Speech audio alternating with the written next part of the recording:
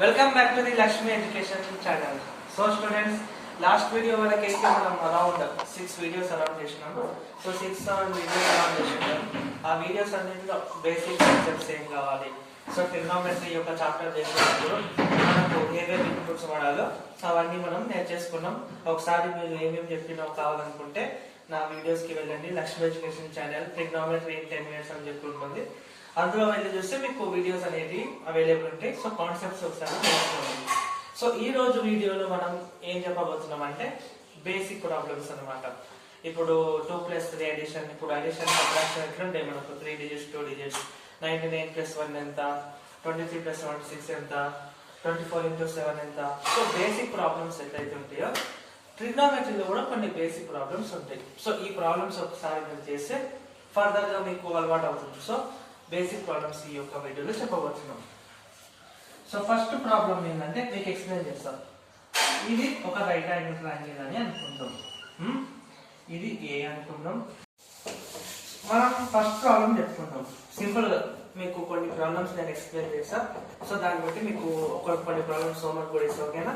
So first problem అనేది ఇది ఒక రైట్ యాంగిల్ ట్రయాంగిల్ అనుకుందాం. ఇది ఏ, ఇది బి, ఇది సి అనుకుందాం. ఇది థీటా అని అనుకుందాం, అవునా. బీసీ వాల్యూ అరౌండ్ నేను ఎంత ఇచ్చేస్తా, 7 ఇచ్చేస్తా. ఏబి వాల్యూ 8 ఇచ్చేస్తా. ఏసీ వాల్యూ 15 ఇచ్చేస్తా అనమాట. సో ట్రిగ్నోమెట్రీలో మీకు కొన్ని పాయింట్స్ అనే వాటిని ఎక్స్ప్లెయిన్ చేసిన ఏమని, ట్రిగ్నోమెట్రీలో ఎప్పుడైనా సరే ఏ ప్రాబ్లమ్ సాల్వ్ చేయాలన్నా ఫస్ట్ మనం ఏం చేయాలి అంటే రైట్ యాంగిల్ ట్రయాంగిల్ వేసుకోవాలి. ఎందుకంటే ట్రిగ్నోమెట్రీ అంతా కూడా ఈ రైట్ యాంగిల్ ట్రయాంగిల్ చుట్టే తిరుగుతుంది. సో మనం ఖచ్చితంగా ట్రయాంగిల్ అనేది వేసుకోవాలి. కొన్ని ప్రాబ్లమ్స్ లో వాడు డయాగ్రామ్ ఇస్తాడు, ఒకవేళ ఇవ్వలేదనుకో వాడు ఇచ్చిన ఇన్ఫర్మేషన్ బట్టి మనం వేసుకోవాలి. సో వాడు ఈ విధంగా డయాగ్రామ్ అనేది ఇచ్చేస్తాడు, వాల్యూస్ కూడా ఇచ్చేస్తాడు. నీకేం చెప్తాడు, sine theta, cos theta, tan theta, ఈ విధంగా ట్రిగ్నోమెట్రిక్ రేషియోస్ వాల్యూస్ అనుకోమంటాడు. ఇప్పుడు ఫస్ట్ మనం ఏం చేయాలి అంటే సైన్ థీటా అంటే మనకు ఒక ఫార్ములా ఉంది. ఫస్ట్ ఒక వీడియోలో చెప్పుకున్నాం. ఏంది, opposite side divided by hypotenuse side. So థీటాకి ఇది ఆపోజిట్ సైడ్ అవుతుంది, థీటాకి కింద ఉన్నది అడ్జసెంట్ సైడ్ అవుతుంది. అండ్ ఏదైతే లెంత్ ఎక్కువగా ఉంటుందో, పెద్ద లెంత్ ఉంటుందో దాన్ని మనం హైపోటెనస్ అంటాం. ఆపోజిట్ వాల్యూ ఎంత, 8. హైపోటెనస్ వాల్యూ ఎంత, 15. సో సైన్ థీటా వాల్యూ ఎంత అవుతుంది, 8/15.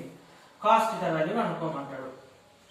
Cos theta value, cos theta యొక్క ఫార్ములా ఎంత, adjacent divided by hypotenuse. Adjacent value ఎంత ఉంది, 7. హైపోటెనస్ వాల్యూ ఎంత ఉంది, 15. టాన్ థీటా వాల్యూ అనుకోమంటాడు. టాన్ థీటా యొక్క ఫార్ములా ఎంత, opposite divided by adjacent. Opposite value ఎంత, 8. మన adjacent వాల్యూ ఎంత, 7. 8/7. దాని తర్వాత cot theta వాల్యూ కనుక్కోమంటాడు. cot theta ఫార్ములా ఎంత, adjacent డివైడెడ్ బై ఆపోజిట్, అవునా. adjacent వాల్యూ ఎంత, 7. ఆపోజిట్ వాల్యూ ఎంత, 8. adjacent divided by opposite 7/8. మనం చెప్పుకున్నాం tan θ అనేది cot θ రెండు రివర్స్ ఉంటాయి. అంటే tan θ వాల్యూ ఏదైతే ఉంటుందో దాని రివర్స్ 8/7 ఉంది కదా, దాని రివర్స్ చేస్తే అదే cot θ వాల్యూ వస్తుంది. cot θ వాల్యూ కూడా అదే వచ్చిందా. ఇప్పుడు sec θ, sec θ యొక్క ఫార్ములా ఏంది, హైపోటెనస్ డివైడెడ్ బై అడ్జసెంట్, అవునా. హైపోటెనస్ వాల్యూ ఎంత, 15. అడ్జసెంట్ వాల్యూ ఎంత, 7. 15/7. cosec θ వాల్యూ కావాలా. cosec θ ఫార్ములా ఎంత, hypotenuse divided by opposite. Hypotenuse value ఎంత, 15. ఆపోజిట్ వాల్యూ ఎంత, 8. సో ఇది వాడు మీకు క్వశ్చన్ లో ఒక ప్రాబ్లం అనేది మెన్షన్ చేస్తాడు. లైక్ ఆపోజిట్ వాల్యూ ఉంటుంది, అడ్జసెంట్ వాల్యూ ఉంటుంది, లేదా ఏబి వాల్యూ బీసీ వాల్యూ ఉంటుంది. సో మీకు డైగ్రామ్ అనేది కొన్నిసార్లు ఇవ్వచ్చు, కొన్నిసార్లు ఇవ్వకపోవచ్చు. సో ఈ విధంగా ప్రాబ్లం ఇచ్చి ఈ వాల్యూస్ ని కనుక్కోమని అంటాడు. Simple trigonometric ratios. ఈ వాల్యూస్ ఏ విధంగా కనుక్కోవాలంటే స్టెప్ 1 మనం ఏ ప్రాబ్లం అయినా ట్రిగ్నోమెట్రీ చాప్టర్ లో ట్రయాంగిల్ అనేది వేసుకోవాలి. వాడు ఇచ్చిన ఇన్ఫర్మేషన్ బట్టి మనం ఏం చేయాలి, వాల్యూస్ అనే వాటిని రాసుకోవాలి. దాని తర్వాత సింపుల్ ట్రిగ్నోమెట్రిక్ రేషియోస్ ఫార్ములాస్ మనకు ఉన్నాయి కదా, లైక్ sin θ అంటే opposite by hypotenuse. Opposite side ఏముంది 8, హైపోటెనస్ ఏముంది 15. cos θ వాల్యూ ఉంది adjacent by hypotenuse. Adjacent value ఏముంది 7, హైపోటెనస్ వాల్యూ ఏముంది 15. ఇట్లా sin θ, cos θ, tan θ ఈ విధంగా సింపుల్ గా మీరు ప్రాబ్లమ్స్ అనేవి సాల్వ్ చేయొచ్చు. ఇప్పుడు కొన్ని వీడియోస్ తో మనం ఎక్స్ప్లెయిన్ చేసుకున్నాం. అదేమని sin θ ఏదైతే ఉంటుందో దాన్ని యాక్చువల్ గా 1/cos θ అని కూడా రాయొచ్చు.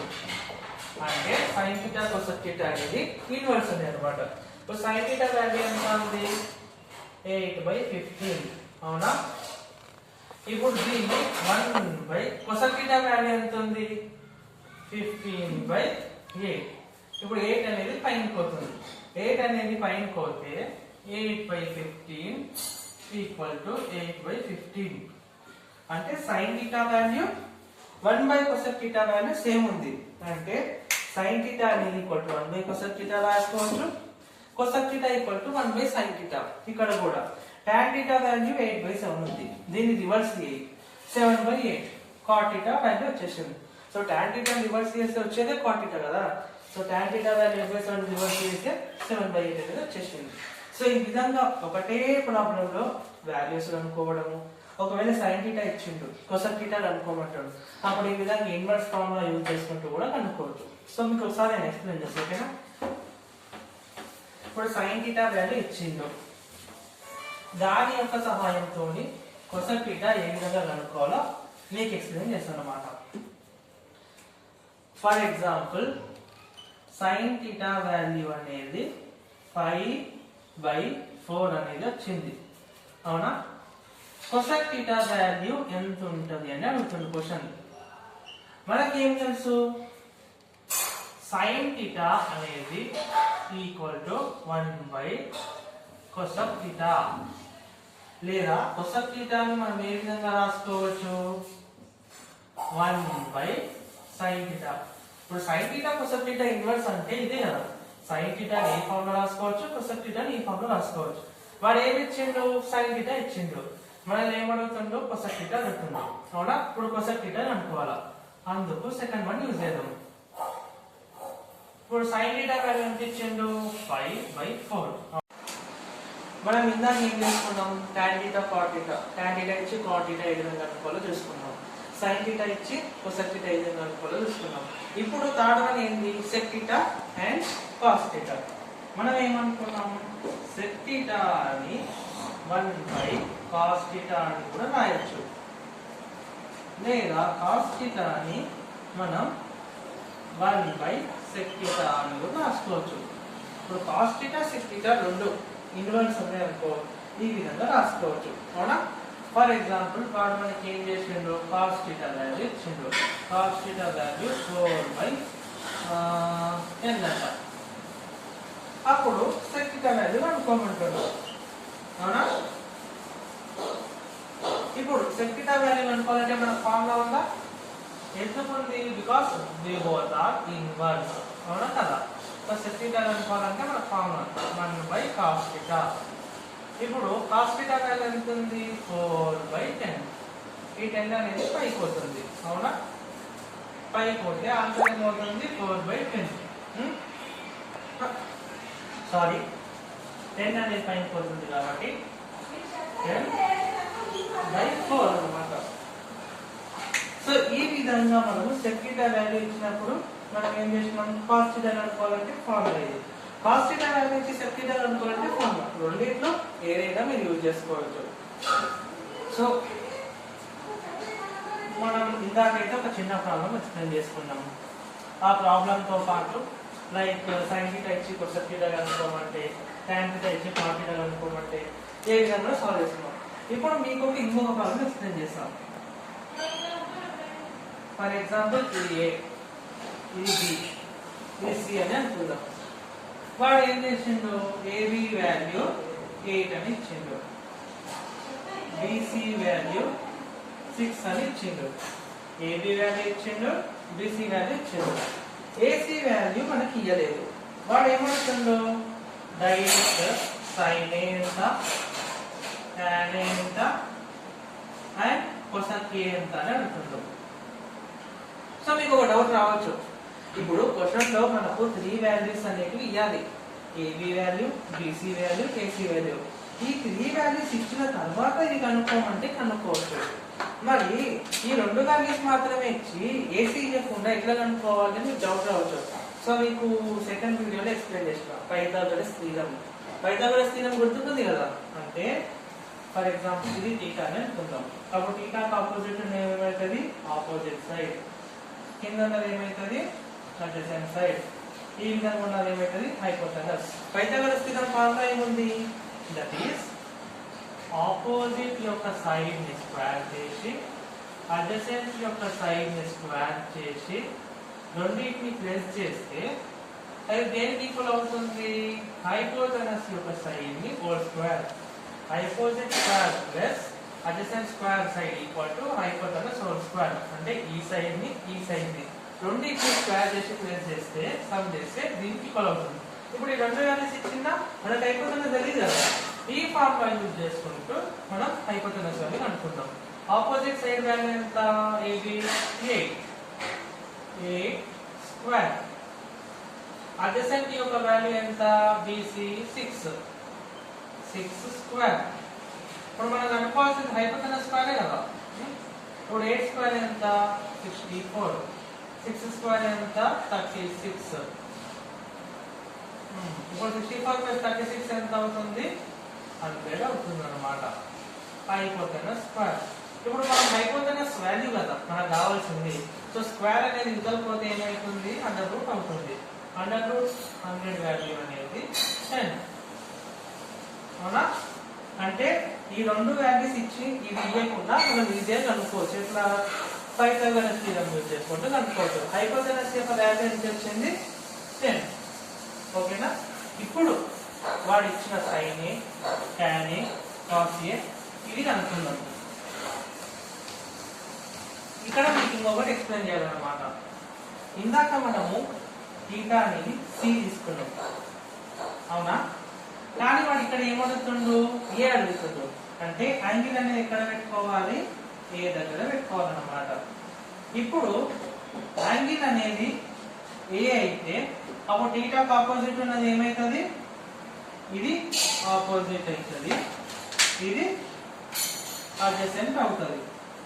ఇప్పుడు సైన్ ఏ వాల్యూ కనుక్కోవాలి. సైన్ ఏ ఫార్ములా ఏంది, opposite by hypotenuse. Opposite side ఏది, బీసీ 8, ఇది 6. సో ఆపోజిట్ ఏది, 8. హైపోటెనస్ వాల్యూ ఎంత, 10. 8/10. నెక్స్ట్ ఏమడిగిండు, tan ఏ.